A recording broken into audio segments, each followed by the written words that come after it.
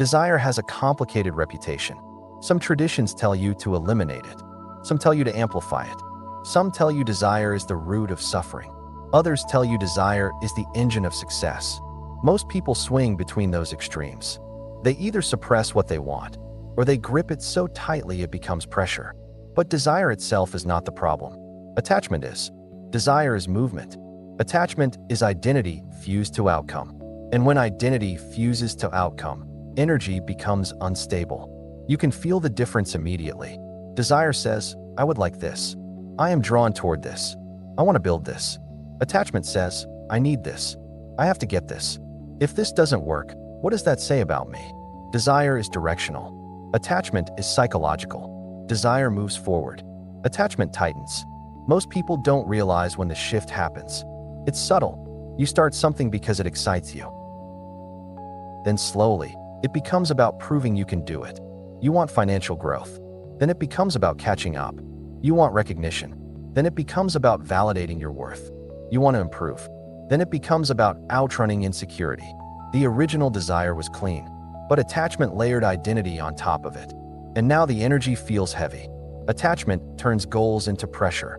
It narrows vision. It creates fear of loss before anything is even gained. It says, what if I fail? What if this doesn't work? What if I look foolish? What if I never get there? Notice how attachment lives in future projection. Desire simply points. Attachment panics. There is a common misunderstanding that letting go of attachment means letting go of ambition. It doesn't. You can want deeply without clinging. You can pursue intensely without gripping. You can build with focus without collapsing if outcomes shift. Desire without attachment is powerful because it keeps energy clean. You are moving towards something, but you are not tying your identity to it. Let's make this practical. Imagine building a new income stream. Desire says, let's test this. Let's refine this.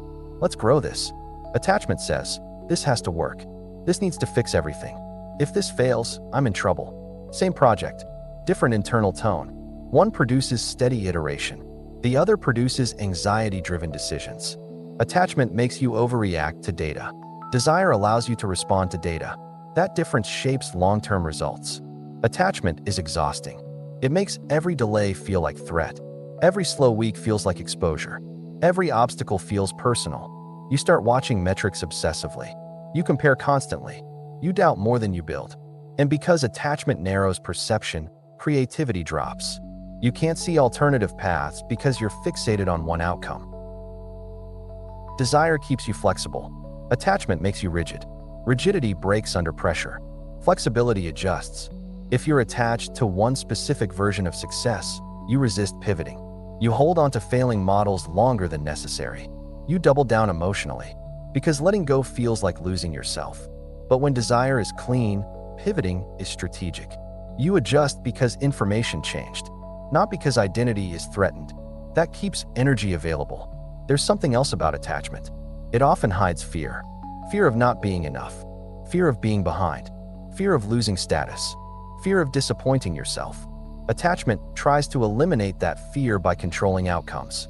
But outcomes are rarely fully controllable. So the more you grip, the more anxious you become. Desire without attachment accepts uncertainty. It moves anyway. This doesn't make you passive. It makes you resilient. Resilience isn't the absence of desire. It's the absence of collapse when outcomes shift. You still want. You still pursue. But if something doesn't go as planned, you don't unravel. You recalibrate. That recalibration requires emotional stability. And emotional stability requires identity not being fused to outcome.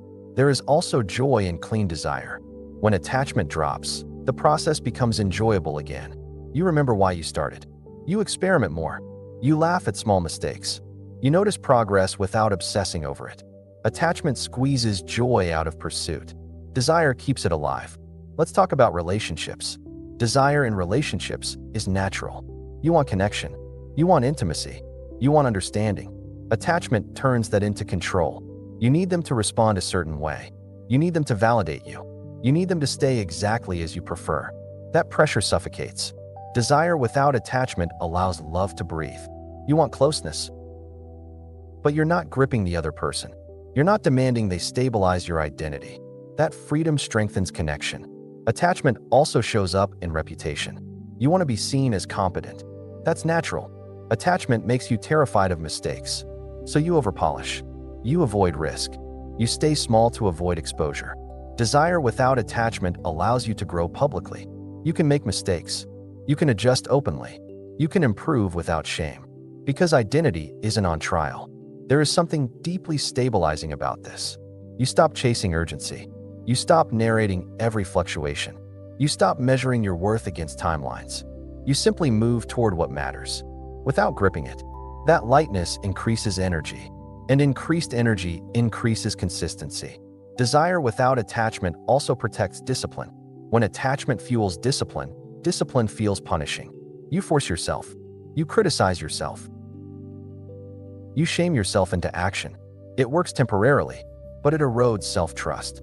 When desire fuels discipline, discipline feels chosen. You move because direction matters, not because you're afraid of being nothing. Chosen discipline is sustainable. Fear-driven discipline is volatile. This shift is subtle but powerful. Instead of, I have to make this work, it becomes, let's see how far this can go. Instead of, I need to prove something, it becomes, I want to build something meaningful. Instead of, if this fails, I'm done, it becomes, if this shifts, I adjust. Notice the emotional difference. The second set of statements carries less weight, less tension, more flexibility. That flexibility preserves energy. Attachment is often disguised as commitment, but commitment does not require anxiety. You can commit fully to a path while remaining emotionally adaptable. Commitment is direction. Attachment is fear of deviation. When deviation happens, and it always does, attachment panics. Commitment recalibrates. That distinction changes how long you can sustain effort. Season 8 is about grounded power. Grounded power desires strongly, but it does not cling. It builds steadily, but it does not collapse when outcomes fluctuate. It moves forward, but it does not panic when the terrain changes. This kind of energy is attractive. People sense when someone is moving with desire, but not desperation. Desperation repels. Grounded pursuit attracts. Because it signals stability. There is a freedom here. You can want money without worshiping it. You can want recognition without depending on it. You can want growth without fearing stagnation. You can want success without shrinking from failure. Desire without attachment feels like forward motion without chains. You are not dragging the weight of identity. You are simply walking towards something that is lighter. And lighter energy moves further. So notice your current goals. Are you gripping them? Or are you engaging them? Are you anxious about the outcome? Or aligned with the direction? There is nothing wrong with wanting more, but you don't need to tie your worth to the result. You can move fully, without clutching. That is strength. If this episode helped you loosen your grip while keeping your drive, stay with the season. Season 8 is about being fully alive without being chained to outcomes. If you want to go deeper, the full book series is linked below. And if you know someone who feels crushed by their own goals, send this to them. Sometimes the path forward isn't about wanting less. It's about gripping less. We continue in episode 7.